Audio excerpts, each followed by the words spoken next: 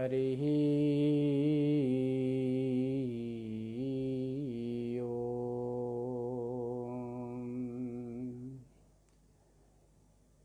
मङ्गलं भगवान् विष्णु मङ्गलं गरुडध्वजा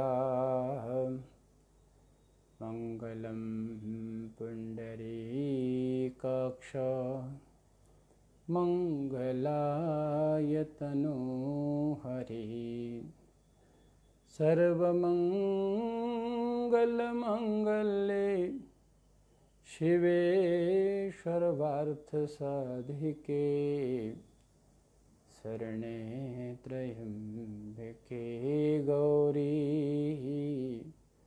नारायणी नमोस्तुते। सर्वस्वरूपे सर्वेशे सर्वशक्ति समन्विते भयवस्त्राहिनो देवी दुर्गे देवी नमोस्तुते। या देवी सर्वभूतेषु शक्तिरूपेण संस्थिता नमस्तस्यै नमस्तस्यै नमस्तस्यै नमो नमः। करारविन्देन पदारविन्दं मुखारविन्दे विन्वेशयन्तं वटसपत्रसपटे शयानं बालं मुकुन्दं मनसा स्मरामि। बालं मुकुन्दं मनसा स्मरामि। गोपालबालं भुवने कपालं संसारमायामतिमोहजालं यशो विशालं शिशुकालपालं बालं मुकुन्दं मनसा स्मरामि। बालं मुकुन्दं मनसा स्मरामि। श्रीचन्द्रदेवं शिवमद्वितीयं भस्मावलिप्तं शशिशोभ्रवर्णं पद्मासनस्थं सुखदं यतीन्द्रं भाकाय चित्ते सततं भजेऽहम्। भाकाय चित्ते सततं भजेऽहम्। गङ्गातरङ्गरमणीयजटाकलापं गौरी निरन्तरविभूषितवामभागं नारायणप्रियमनङ्गमदापहारं वाराणसीपुरपतिं भज विश्वनाथं। वाराणसीपुरपतिं भज विश्वनाथं।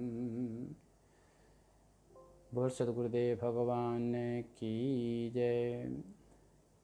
सभी के अंतस्थ विराजमान परमपिता परमात्मा को वंदन है। हम बड़े सौभाग्यशाली हैं कि हम इस भारत भूमि पर जन्म ले करके और हम लोग उस परमात्मा के नित्य जो गुण है, लीला है, उसका श्रवण कर रहे हैं। थोड़ी सी नेटवर्क की प्रॉब्लम के कारण थोड़ा विघ्न आ रहा है, तो हम फिर पुनः आपके साथ जुड़ने का प्रयास करेंगे। थोड़ा सा नेटवर्क की वजह से थोड़ा प्रॉब्लम है। क्योंकि देखिए, एक बात का ध्यान रखिएगा कि हमने एक बात आपसे कही थी कि जीवन में बहुत कुछ पाना है, जीवन में बहुत कुछ पाना है और उसको पाकर के हमको अपने जीवन को सफल बनाना है। क्योंकि जो भी हमारे संत महापुरुषों ने हमको ज्ञान दिया है, तो शास्त्रों के माध्यम से, ग्रंथों के माध्यम से, आदि के माध्यम से जो भी ज्ञान दिया है, उस ज्ञान को हमको प्राप्त करना है। यही हमारा परम लक्ष्य है। और उस परम लक्ष्य का मतलब हम अपने जीवन में ये बात ध्यान रखें कि हम पाना क्या चाहते हैं, और इसी बात को मुख्य रख करके हम लोगों की चर्चा होनी है। क्योंकि हमने एक प्रकरण प्रारंभ किया है कि वेद में नवधा भक्ति की जो चर्चा आई है, उस नवधा भक्ति को हम वेद में किस प्रकार से देख सकते हैं। तो वो नवधा भक्ति की चर्चा कल से प्रारंभ हुई थी, तो उसको हम लोगों ने वेद मंत्रों के माध्यम से श्रवण किया था और वेद मंत्रों के माध्यम से ही उसको जानने का प्रयास किया था, जिसमें से कल के कुछ प्रकरण बाकी रह गए थे, जिसको आज पुनः हम लोग उसकी चर्चा करने वाले हैं। कल एक मंत्र था जिस पर हमने ये विचार किया था कि तचक्षुर्देवहितं पुरस्तात् शुक्रमुचरत् पश्येम शरदः शतं जीवेम शरदः शतं शृणुयाम शरदः शतं प्रभाम शरदः शतं दीनां श्याम शरदः शतं भूयः शरदः शतात्। ये शुक्ल यजुर्वेद का मंत्र है और इसके भाव को थोड़ा सा हम लोग चर्चा करके कल का जो प्रकरण था उसको विश्राम दिया गया था। अब इसी को यहाँ से प्रारंभ करना है। मैं समझता हूँ कि अगर आप उस भक्ति को पाना चाहते हैं और उस भक्ति के जिज्ञासु हैं जो 9 प्रकार की कही गई है, अगर उस भक्ति के जिज्ञासु हैं, उस भक्ति को पाना चाहते हैं, तो फिर मुझे लगता है कि आपको इन सब बातों को बड़े ध्यानपूर्वक सुनना चाहिए और ध्यानपूर्वक इसका ग्रहण करना चाहिए।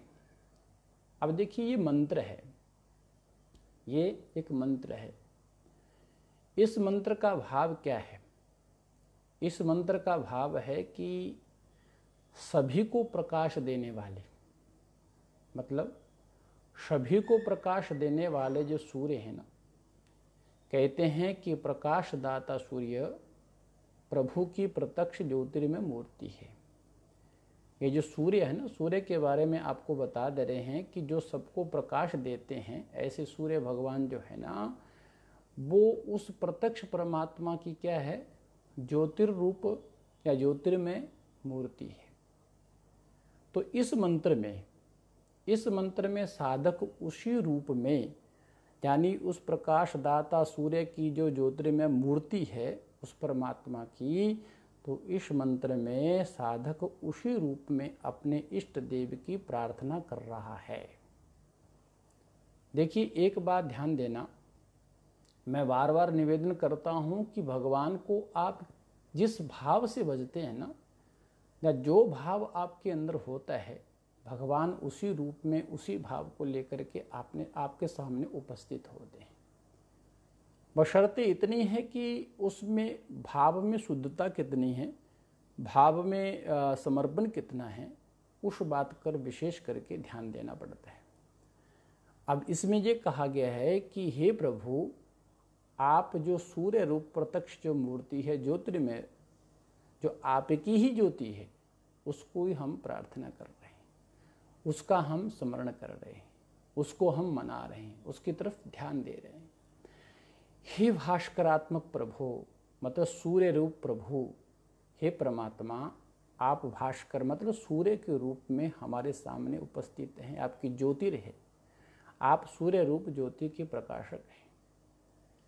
तत् तत् मंत्र जो है ना, वो क्या कहते हैं, पूर्व मंत्रों से प्रतिपादित है।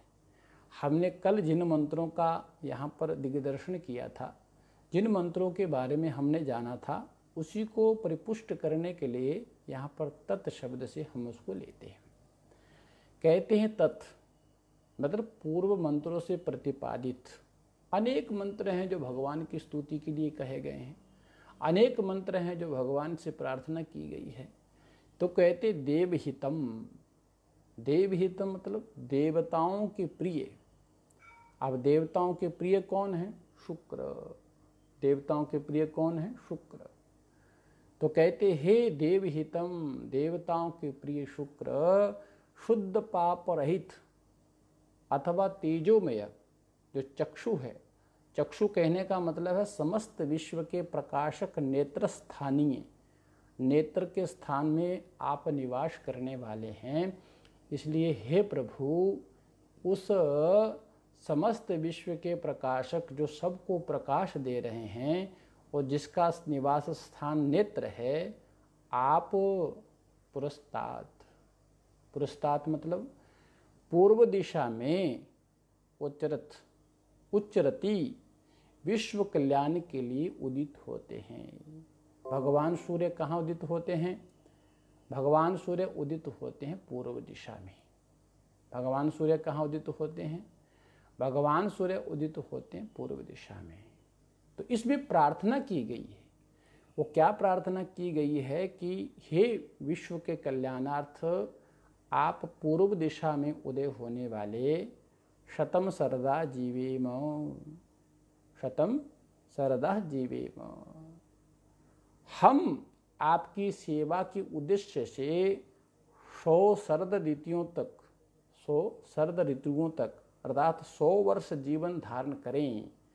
ये एक भगत की एक परमात्मा से प्रार्थना है। एक देखो, आप परमात्मा से प्रार्थना करने का भी एक नियम होता है।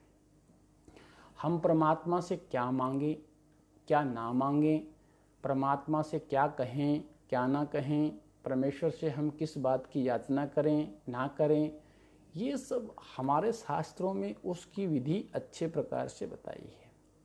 यहाँ पर देखिए, शतम सरदा जीवेम, शतम सरदा जीवेम मतलब हम आपकी सेवा के उद्देश्य से, कि हम आपकी सेवा कर पाएँ, इस उद्देश्य से 100 शरद ऋतुओं तक, मतलब 100 शरद ऋतु बीतने तक, अर्थात 100 शरद ऋतु बीतने का मतलब है 100 वर्ष, 100 वर्ष जीवन धारण करें, 100 वर्ष जीवन धारण करें।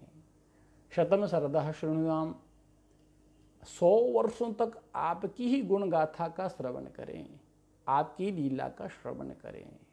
शतम शरदः प्रब्रवाम, अब 100 वर्षों तक आपके पराक्रमों का प्रवचन पुनः पुनः वर्णन और कीर्तन करें। ये एक प्रार्थना है, ये अपने इष्ट के प्रति समर्पण भाव से की गई प्रार्थना है कि हे प्रभु, हम आपकी प्रार्थना के लिए क्या करें, क्या उचित है, किसको माने, किसको करें, जो उचित हो, जो करने योग्य हो, वो ऐसा आशीर्वाद हमको प्रदान करे। और हम आपकी प्रार्थना कर रहे हैं, हम आपको बार बार निवेदन कर रहे हैं। अब इसमें 2 बातें और ध्यान देने वाली है। अब अंत में क्या कहा? शतम शरदः पश्येम, श्रवण, कीर्तन, आत्मनिवेदन। देखिए ध्यान दीजिएगा, श्रवण है, कीर्तन है, आत्मनिवेदन है, आदि जितने भी और भी आप इनसे ले सकते हैं कि आदि की महिमा से नैसर्गिक प्रेम दशा में 100 वर्षों तक आपका ही दर्शन करें। आपके सिवा हमको किसी अन्य की अभिलाषा नहीं है, हम आपका ही दर्शन करना चाहते हैं। ये एक वेद मंत्र का अर्थ है। जो वेद मंत्र अभी अभी हमने उच्चारित किया, उसका अर्थ है श्रवणादि साधनों से साध्य भगवान दर्शन हेतु जो साध्य है, साधक है, वो साधक का साध्य क्या होता है? कोई भी साधक साधना करता है तो उसका परम लक्ष्य होता है भगवान की प्राप्ति, भगवत दर्शन। अगर जिस साधक का ये उद्देश्य नहीं है कि भगवत दर्शन की अभिलाषा जिस साधक के अंदर नहीं होती, जो संसारिक भोगों को लेकर के, उपभोगों को लेकर के जो परमात्मा से प्रार्थना करते हैं, परमात्मा की भक्ति करते हैं, तो परमात्मा उनको बहुत जल्दी दर्शन नहीं देते। ये अटल सत्य है। क्योंकि अभी अभी जो चर्चा चल रही है वो चल रही है सूर्य की ओर थोड़ा सा ध्यान दें आप। जब सूर्य उदय होता है तो सूर्य उदय होने के बाद ये नहीं देखता कि मेरे प्रकाश को किसको देना है, किसको नहीं देना। जहाँ सूर्य उदय हुआ उसका प्रकाश जहाँ जहाँ पर जाना चाहिए वो सब जगह समान रूप से जाता है, उसमें कभी न्यूनता नहीं रहती। सब जगह प्रकाश समान रूप से भगवान सूर्यदेव पहुँचाते हैं। उसी प्रकार भगवान भी, भगवान की अगर भक्ति करोगे, भगवान का चिंतन करोगे, भगवान का स्मरण करोगे, तो भगवान आपको अवश्य ही आपकी इच्छा पूर्ति करते हैं। परंतु इच्छा कैसी होनी चाहिए? इच्छा होनी चाहिए भगवत दर्शन। ये नहीं कि प्रभु जी हमारे पड़ोसी जो हैं बड़े आगे बढ़ रहे हैं, बड़ा उनका काम अच्छा चल रहा है, तो हमारा काम क्यों नहीं चल रहा, हमको ऐसा वरदान दे कि हमारे पड़ोसी डाउन हो जाएं और हम ऊपर चले जाएं, हमारा काम अच्छा हो जाए। ये भावना नहीं। अगर इस भावना को लेकर के परमात्मा से प्रार्थना करते हो तो निश्चित है वो परमात्मा आपको उसका फल तो नहीं देंगे, परंतु आपको और दुख आ सकते हैं। ये एक शास्त्र का सिद्धांत है, मैं नहीं कह रहा, एक शास्त्र का सिद्धांत है। तो यहाँ इस प्रकरण में आप देखो, कहते हैं श्रवणादि साधनों से, श्रवण है, मनन है, निधिध्यासन है, आदि साधनों से साध्य भगवत दर्शन हेतु सहजानुरुक्ति। मतलब सहजानुरुक्ति कहने का मतलब है कि बिल्कुल एकदम सहज भाव से, भोले भाले भाव से भगवान की भक्ति में चालाकी नहीं चलती। ये बात को लिख करके रखिएगा, भगवान की भक्ति में चालाकी बिल्कुल भी नहीं चल सकती। इसलिए कहा, यहाँ पर क्या कहा गया, कैसे शब्दों का प्रयोग किया पूज्य सद्गुरुदेव भगवान ने। कहते हैं सहजानुरक्ति, सहजानुरक्ति और चिरकाल स्थायी नहीं। ऐसा नहीं है कि कुछ लोग ऐसे होते हैं कि मैंने एक दिन पूर्व में भी निवेदन किया था, कुछ लोगों को लगता है कि भगवान शिव बड़े अच्छे हैं, तो कुछ दिन भगवान शिव की, सावन के महीने में भगवान शिव की पूजा करेंगे, उसके बाद उनको लगेगा कि नहीं कृष्ण जी अच्छे हैं, तो कुछ दिन कृष्ण की पूजा करेंगे। या फिर कभी कभी आजकल तो एक बड़ी विडम्बना है, मैं क्या कहूँ, कुछ लोग ऐसे होते हैं जिनको एक जगह मन नहीं लगता, उनको हर रोज कुछ ना कुछ नया चाहिए। हमारे बहुत से लोग स्वाध्याय करने वाले भी हैं, जो ग्रंथ पढ़ते हैं, वो लोग भी बहुत ऐसे हैं, उनको ऐसा लगता है कि ये महाराज जी का प्रवचन ठीक नहीं है, किसी दूसरे का सुने। फिर उसमें भी वो कहेंगे ये नहीं महाराज जी का, क्योंकि उसमें ये ठीक नहीं है, इसको नहीं सुनेंगे, दूसरे को सुनेंगे। यानी उनको किसी के प्रवचन समझ में आती ही नहीं। क्यों नहीं आते, इसका भी कारण सुन लीजिए। देखिए, भक्ति में चालाकी नहीं चलती। अभी अभी मैंने क्या कहा, सहजानुरक्ति और चिरकाल स्थायी नहीं, करत करत अभ्यासते जड़मति हुए सुजान। अगर आप निरंतर चिरकाल तक उस भगवान की भक्ति करते हैं तो आपको निश्चय ही उसके फल की प्राप्ति होगी। अगर आपने 4 दिन यहाँ भक्ति की, 2 दिन वहाँ की, 3 दिन वहाँ गई, तो बिल्कुल एकदम आपको कुछ भी प्राप्त होने वाला नहीं है और आपका जीवन ऐसे ही भटक जाते हैं।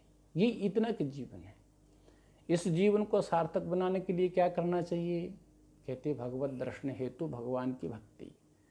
और उस भक्ति का क्या सिद्धांत है, जैसे हम अभी इस प्रकरण में बहुत सुंदर ढंग से आपको उसके बारे में बताया जाएगा। आपने नवधा भक्ति के लिए सब जगह सुना होगा, कई लोगों से सुना होगा, परंतु पूज्य सद्गुरुदेव भगवान ने जो रहस्य को प्रकट किया है, मुझे लगता है कि ये हमारे लिए बड़ी नई बात होगी। तो ऐसे लोगों पर कभी विश्वास मत करो जो 2 दिन यहाँ, 3 दिन वहाँ, 4 दिन वहाँ, ऐसे ऐसे ऐसे ऐसे, जिनको किसी महात्मा की बात अच्छी लगती नहीं है। उनको लगता है कि कुछ दिन तो बड़ी श्रद्धा और अपने घर के बच्चों को भूखा रख करके महात्मा जी को सब कुछ देने के लिए तैयार हो जाते हैं। दान देंगे, पुण्य देंगे, अन्न देंगे, सब कुछ देंगे, पैसा देंगे, और 4 दिन बाद वही देखे जाते हैं अश्रद्धालु। इसमें कमी दोनों तरफ से हो सकती है, मैं ये नहीं कहता, कमी दोनों तरफ से हो सकती है, परंतु छिद्रान्वेषणी भगवत दर्शन नहीं कर सकता। जो छिद्रान्वेषणी होते हैं उसको भगवत दर्शन बिल्कुल भी नहीं होना चाहिए। कि हमको करना क्या है, हम क्या करना चाहते हैं, हमारा उद्देश्य कैसा होना चाहिए। इसमें कहा कि भगवत दर्शन हेतु एक तो सहज होना चाहिए, सहजा अनुरक्ति, मतलब भगवान के प्रति सहज अनुराग हो, और चिरकाल स्थायी रहे। और अनुराग कहाँ तक रहे, चिरकाल स्थायी हो। फिर उसके बाद होता क्या है, कहते हैं इसके पश्चात भक्त अपनी पूर्ण शरणागति, जिस शरणागति की चर्चा हमने पीछे सुन रखी है, कहते हैं इसके पश्चात भक्त अपनी पूर्ण शरणागति, अपने पूर्ण शरणागति भगवान के लिए समर्पित कर दे। भगवान के चरणों में अपने आप को पूर्ण रूप से समर्पित कर दे। तो कहते हैं शरणागति यानी अनन्य निष्ठा, अनन्य निष्ठा। और वो निष्ठा का वेद मंत्र में कैसे परिचय दिया गया है, इस मंत्र से देखिए। कहते हैं शतम श्रद्धा अदीना, शतम श्रद्धा अदीना श्यामो। 100 वर्षों तक, 100 वर्षों तक हम किसी के सन्मुख दीनता ना दिखाएं। मतलब ये भगवान से प्रार्थना है कि हे प्रभु, आपके सिवा हम किसी दूसरे को कभी भी अपने हृदय में निवास स्थान ना दें, और 100 वर्षों तक हम किसी के सामने या किसी के सन्मुख अपनी दीनता का परिचय ना दें। क्यों भाई? कहते हैं कि जब एक दिन पूर्व में मैंने आपको कहानी सुनाई थी ना, कहते हैं कि जब एक प्रभु, मात्र एक प्रभु ही आता है, और वही विश्वभर हैं, विश्व को पालने वाले हैं, और विश्व के बड़े बड़े जो राजा हैं, महाराजा हैं, वो दर्शनों के लिए बिल्कुल एकदम लाइन में लगे रहते हैं।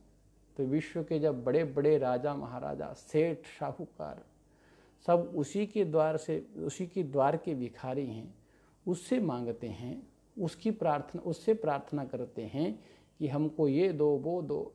तो एक भिक्षुक मतलब जो भिक्षाटन से ही अपना जीवन निर्वाह करता हो, तो कहते हैं एक भिक्षुक दूसरे भिक्षुक से क्या मांगे और क्यों मांगे भाई, मांगे भी क्यों और क्यों मांगे,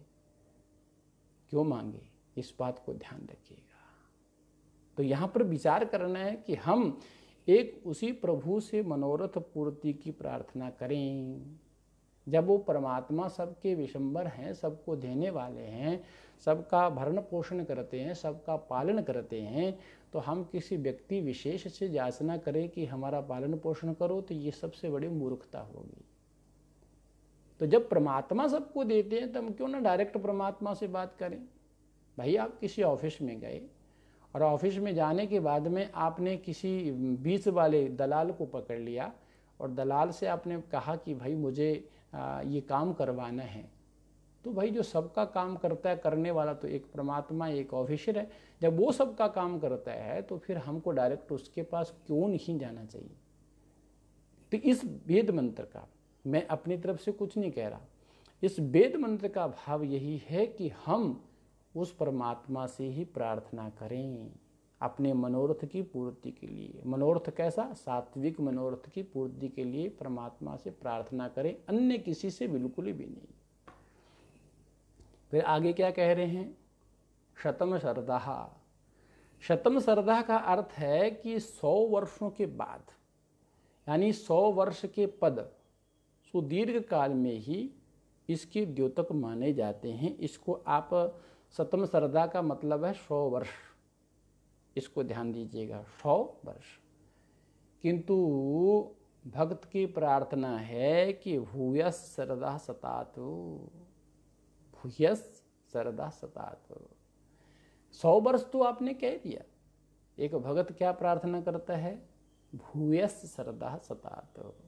100 वर्षों से अधिक काल तक यह अनन्य शरणागति साध्य साधन भावापन्न भक्ति के द्वारा हमारे हृदय में प्रभावित होती रहे, प्रवाहित होती रहे। हम निरंतर उस भक्ति में संलग्न रहें और उस परमात्मा की भक्ति निरंतर हमारे यहाँ चलती रहे। ये लास्ट में ये कहा, लास्ट में ये कहा। आगे की चर्चा ये चल रही थी कि 100 वर्ष तक हम जीवित रहें, आपकी प्रार्थना करें, हमको 100 वर्ष तक ये मिले वो मिले, हम आपके लिए ये करें। परंतु एक भक्त क्या करता है? भक्त करता है कि प्रभु हम 100 वर्ष की सीमा में अपने आप को क्यों बांधें? हम तो चाहते हैं कि जब तक ये पृथ्वी आकाश रहे, जब तक सब काल रहे, ये काल रहे, ये पृथ्वी रहे, ये आकाश रहे, जब तक रहे तब तक हम आपकी शरणागति और हमारा जो भाव है वो साध्य साधन भावापन्न भक्ति की धारा जो है वो हमारे हृदय में निरंतर प्रभावित होती रहे, प्रवाहित होती रहे। हम उसको चाहते हैं। हम ये नहीं चाहते कि 100 वर्ष तक ही हमारी सीमा हो कि हम 100 वर्ष के बाद आपकी भक्ति नहीं करेंगे। नहीं नहीं, एक भक्त ही ऐसा कह सकता है कि प्रभु जब तक ये चांद सूरज हैं, जब तक ये धरती आकाश हैं, तब तक हम आपकी भक्ति में संलग्न रहें, आपकी भक्ति निरंतर चलती रहे। ये उद्देश्य है हमारा। ये एक भक्त की प्रार्थना है आप अपने प्रभु से। एक प्रभु से भक्त अपनी प्रार्थना करता है। अब कई लोगों का मन होता है कि कुछ अपने तरीके से कहना चाहते हैं, परंतु शास्त्र के विपरीत तो कुछ कह नहीं सकते। जो शास्त्र का अर्थ होता है उस अर्थ को आप माना कि उसमें आप अपने तरीके से कुछ जोड़ सकते हो, परंतु मेन मूल अर्थ तो वो एक ही रहता है, उसमें परिवर्तन नहीं होता। उसका विस्तार हो सकता है, भाष्य हो सकता है, परंतु उसमें कोई ऐसा नहीं कि उसमें कोई विकार आए। तो ईश्वर प्रेरित प्रारब्ध के अनुरूप, ईश्वर के द्वारा प्रेरित जो प्रारब्ध है, जो दिया हुआ प्रारब्ध है, तो ईश्वर प्रेरित प्रारब्ध के अनुरूप जीवन आदि क्रियाएं स्वतः सिद्ध है। भगवान ने आपको निश्चित कर रखा है कि कब आपका जन्म होना है, कब आपके श्वास पूर्ति होगी और कब आपको इस धरातल से चले जाना है। ये भगवान ने निश्चित कर रखा है। आप इसमें अहंकार मत दिखाइए कि हम यहाँ अमर होकर के आए और जीवन में हमको कुछ आगे करना नहीं है। ये विचार बिल्कुल त्याग दीजिए। आप ये बिल्कुल मत सोचिए कि हमने जो करना है हम करेंगे। मैं मत करिए। करता हमिति मन्नते मत करिए। प्लीज इसको छोड़ दीजिए, त्याग दीजिए इसको। क्यों? हमारा शास्त्र कहता है कि ईश्वर से प्रेरित जो प्रारब्ध हैं, जो भगवान ने नियत कर रखे हैं आपके लिए, उनके अनुरूप ही जीवन की समस्त क्रियाएं प्रचलित होती है। वो स्वतः सिद्ध है, उसको आप इनकार नहीं कर सकते। तो उनके लिए प्रार्थना ये परमात्मा ने आपके लिए बिल्कुल एकदम से निर्धारित कर रखा है। कोई व्यक्ति ऐसा है जो अपनी मौत को रोक सके? आपके पास अरबों खरबों पैसा, आप अरबों खरबों रुपया है, आप बहुत बड़े धनी हैं, आपके पास बहुत धन है, बहुत संपत्ति है, बहुत कुछ है, परंतु जब आपकी मौत आएगी तो वो मौत आपको, आपका पैसा उस मौत को नहीं बचा पाएगा। भले डॉक्टरों का कुछ पेट भरने के बाद में आपको जाना है, पर जाना तो निश्चित है, क्योंकि ये ईश्वर के द्वारा निर्धारित प्रारब्ध है आपका जन्म और मृत्यु। ये आपको स्वतः सिद्ध है। इसके लिए कोई अन्य प्रार्थना करने की भी आवश्यकता नहीं है। अतः श्रवण है, कीर्तन है, श्रवण कीर्तन आदि भक्ति की जो सतत स्थिति है ना, उस स्थिति के लिए कि हमारे हृदय में, हमारे जीवन में श्रवण कीर्तन आदि की जो स्थिति है वो हमेशा बनी रहे, उसमें कोई परिवर्तन नहीं आना चाहिए। बस इसी बात की लेकर के, इसी बात को लेकर के, इसी विचार को लेकर के प्रभु से प्रार्थना करनी चाहिए। और ये जो मंत्र अभी हमने देखा, जिसके दिग्दर्शन किए, उस मंत्र का भी अभिप्राय यही है और प्रार्थना ही इस मंत्र का प्रतिपाद्य विषय है।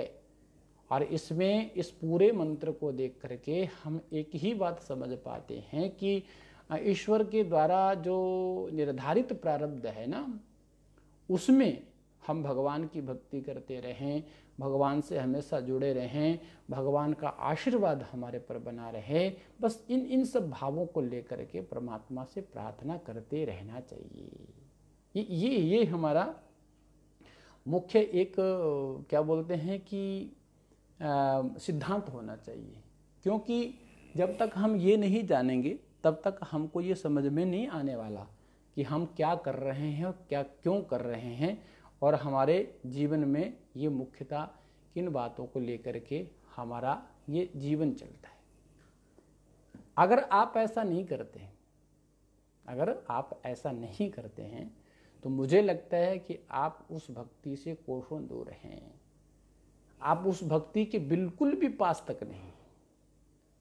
तो भक्ति की असतत स्थिति मतलब निरंतर हमारे हृदय में उस भक्ति का प्रादुर्भाव रहे और भक्ति वो सतत हमारे जीवन में चलती रहे। बस प्रभु से इसी बात के लिए प्रार्थना करनी चाहिए। और ये जो मंत्र अभी अभी आपने सुना है, इसका भी मुख्य प्रतिपाद्य यही है। अब इसमें एक बात देखिए कि हमारे इस धरातल पर बहुत से भाष्यकार हुए जिन्होंने शास्त्र पे अनेक प्रकार की चर्चाएं की, जिन्होंने शास्त्रों को बहुत अच्छे ढंग से प्रतिपादन किया। प्राचीन भाष्यकारों ने इन मंत्रों का बहुत अच्छी तरीके से अर्थ किया है, जिसे में अंधत्व, बधिरत्व यानी अंधा और बहरा आदि दोष निवारण पर जो व्याख्यान दी गई है ना, वो थोड़ा सा उसमें और विस्तार करना चाहिए था, और विस्तार करना चाहिए था। क्यों? क्योंकि अंधत्व यानी अंधे से और बहरे से अगर आप ये कहेंगे कि उससे भक्ति नहीं हो सकती तो ये कुछ अतिशयोक्ति होगी। क्योंकि सूरदास आदि हमारे अनेकों भक्त हुए हैं जिनको परमात्मा के दर्शन हुए। इसको आप ये नहीं कह सकते कि भाई ये अंधा और बहरा ही प्रार्थना कर सकता है, ऐसा नहीं है। भगवान की भक्ति करने वाला प्रत्येक मानव इसको प्रार्थना भगवान से कर सकता है। अब देखिए, भाव कई प्रकार के होते हैं, भाव कई प्रकार के होते हैं। हमारे वेद क्या करते हैं कि एक ही मंत्र के द्वारा नवविध भक्ति का निरूपण करने वाले 2 वेद मंत्र हमने अभी अभी श्रवण किए हैं, जो ऊपर कहे गए थे। अगर आपने सुना होगा तो आपको ध्यान में होगा। अगर आपने सिर्फ मनोरंजन की दृष्टि से, सिर्फ देखने की दृष्टि से अगर आपने ऑनलाइन आए होंगे तो उसके लिए आई एम सॉरी, मैं कुछ नहीं कर सकता। परंतु एक बात आपको ध्यान देनी है कि जिन 2 मंत्रों का अभी अभी हम लोगों ने निरूपण किया है, उसमें बड़े सुंदर ढंग से हम परमात्मा से कैसी प्रार्थना करें, परमात्मा को किस प्रकार से उनके आशीर्वाद की याचना करें, ये बहुत सुंदर ढंग से उसमें प्रतिपादन किया गया है।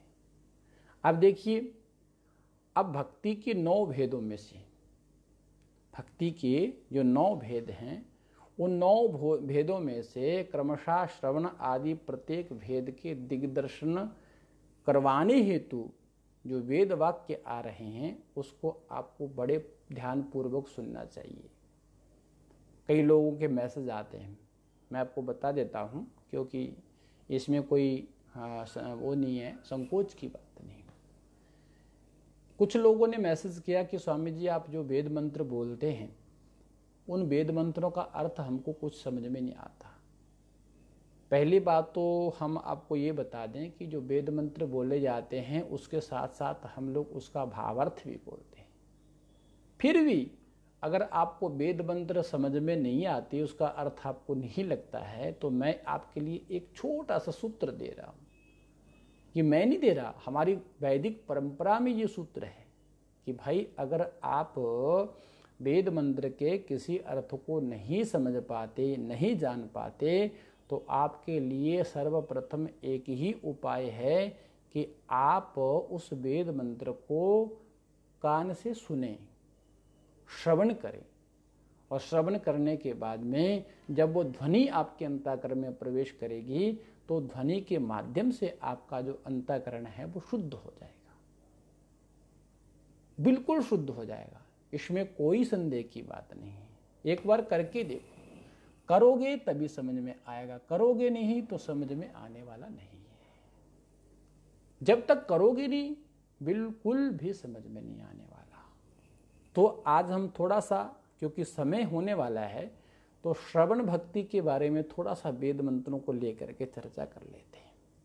तो श्रवण भक्ति क्या है? उसके लिए ऋग्वेद 1:32-1 वो मंत्र आपको पढ़ना पड़ेगा, जानना पड़ेगा। क्या लिखा है? इंद्रस्य तु वीर्यानि प्रवोचम, इंद्रस्य तु वीर्यानि प्रवोचम।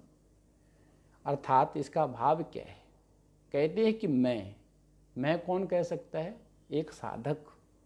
कहते हैं कि मैं मंत्र दृष्टारा ऋषि, क्योंकि ऋषियों मंत्र दृष्टारा कहा जाता है ना, तो ऋषियों ने इन मंत्रों के दिग्दर्शन किए, इनके दर्शन किए, इसलिए उनको क्या कहा जाता है? मंत्र दृष्टा।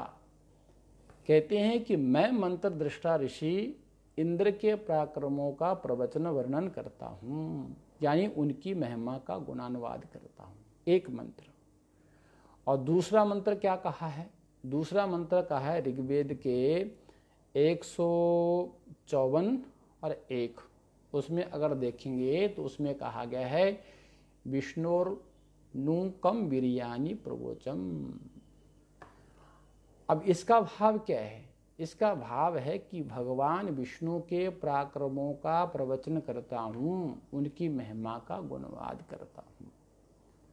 अब इस दोनों वाक्यों में, ये जो दो वेद मंत्र हैं, इसमें दो शब्द आए हैं।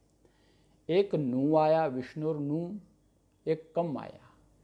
तो नु और कम क्या है? इसका कोई विशेष महत्व नहीं, ये सिर्फ पाद पूर्ति के लिए निपात है। प्रवचन सदा श्रवण सापेक्ष ही होता है, इसको आप लिख करके रखिएगा। प्रवचन क्या होता है? सदा श्रवण सापेक्ष होता है। श्रोता के उपस्थित रहने पर, मान लो कि हम यहाँ पर इस प्रवचन को कर रहे हैं, सुबह से लेकर के 9 से लेकर 10 बजे तक हम 1 घंटा इस पवित्र मास, पुरुषोत्तम मास में इस प्रवचन को कर रहे हैं, तो कहते हैं कि श्रोता के उपस्थित रहने पर भी प्रवक्ता प्रवचन के लिए उत्साहित होता है। वो सुनने वाले नहीं होगा तो प्रवचन निरर्थक है कि नहीं? मान लो आप जंगल में चले गए और जंगल में जाकर के आपने जोर जोर से रोना शुरू कर दिया, अब वहाँ कौन सुनेगा आपका रोना? वो सुनने वाला है? तो अरण्य रोदनवत, मतलब अरण्य रोदन की तरह, जैसे जंगल में जाकर के आपने रोना प्रारंभ किया तो आपका कोई सुनने वाला नहीं, उसी प्रकार प्रवचनकर्ता का प्रवचन अगर कोई सुनने वाला ना हो तो जो प्रवक्ता होता है, प्रवचनकर्ता होता है, वो उत्साहित नहीं होगा। उसका जो उत्साह है वो मध्यम पड़ जाएगा, डाउन हो जाएगा। तो अतः जहाँ जहाँ पर मंत्रों में वोचम, वोचेम आदि वक्तृत्व मूलक जो भी क्रियापद आएंगे, वहाँ वहाँ पर हमको क्या करना है? शृणु, शृणुयः आदि श्रवणार्थ क्रियापदों का अध्याहार करना होगा। इस प्रकार इस मंत्र के द्वारा, यानी दोनों मंत्रों के द्वारा यह अर्थ निकल करके आता है, जिसका दिग्दर्शन करने के बाद हम लोग वाणी को विराम देंगे, जिसका मतलब होता है कि मैं मंत्र दृष्टा ऋषि इंद्र और तथा विष्णु के पराक्रमों का प्रवचन करता हूँ, उनकी महिमा का गुणानुवाद करता हूँ। और करता हूँ तो कौन, किसके लिए करता हूँ? साधकों के लिए। साधक सुने। हम लोग यहाँ इस मंच पर, इस प्लेटफार्म पर हम लोग बात करते हैं किसी शास्त्र की, तो हमारा उद्देश्य तो यही है ना कि कोई इसको सुने, इसका लाभ ले। अगर कोई नहीं सुन रहा तो उसमें हमारा तो कोई नुकसान नहीं है। हम तो अपनी वाणी को पवित्र कर रहे हैं। तो इसका मतलब है कि साधक सुने। यदि किसी भी लिंगों के द्वारा या फिर धातु आदि प्रत्ययों के द्वारा अगर कोई वस्तु या कोई प्रत्यय आदि लगा करके किसी को विवक्षित किया जाता है, तो यहाँ लिंगार्थ जो होगा, लिंगार्थ विवक्षित होगा, तब यह अर्थ मानना होगा कि यदि आप लोग श्रवण करना चाहें तो मुझे अनुमति दें। दो प्रकार के अर्थ हैं। एक तो ये अर्थ होगा कि भाई मैं साधकों के लिए प्रवचन कर रहा हूँ। अगर इसमें कोई अन्य प्रकार से व्युत्पत्ति की जाएगी, लिंगार्थ होगा, तो उसका अर्थ ये हो जाएगा कि भाई मैं आप लोगों के श्रवण के लिए प्रवचन करना चाहता हूँ, आप मुझे अनुमति दें तो मैं इंद्रादि पराक्रमों का प्रवचन प्रारंभ करूँ। ये दोनों भाव निकल करके इस मंत्र से आएंगे। तो यहाँ पर जानने वाली बात क्या है कि पूरे ऋग्वेद में वोचम पद का 19 बार तथा वोचेम शब्द का, वोचेम पद का 6 बार यहाँ प्रयोग हुआ होगा। जो वेद पढ़ते हैं उनके लिए बताया जा रहा है कि पूरे ऋग्वेद में वोचम पद का 19 बार तथा वोचेम पद का 6 बार जहाँ प्रयोग हुआ है, वे सब मंत्र वचो भंगी से नवदा भक्ति के प्रथम वेद जो भेद है श्रवण, उस श्रवण का ही प्रतिपादक हैं, उसी की महिमा का गुणानुवाद करते हैं। क्यों? क्योंकि प्रवचन का श्रवण के साथ में नियत साहचर्य है। अगर प्रवचन होगा तो निश्चित कोई सुनने वाला भी होगा, अगर प्रवचन होगा तो सुनने वाला भी होना चाहिए।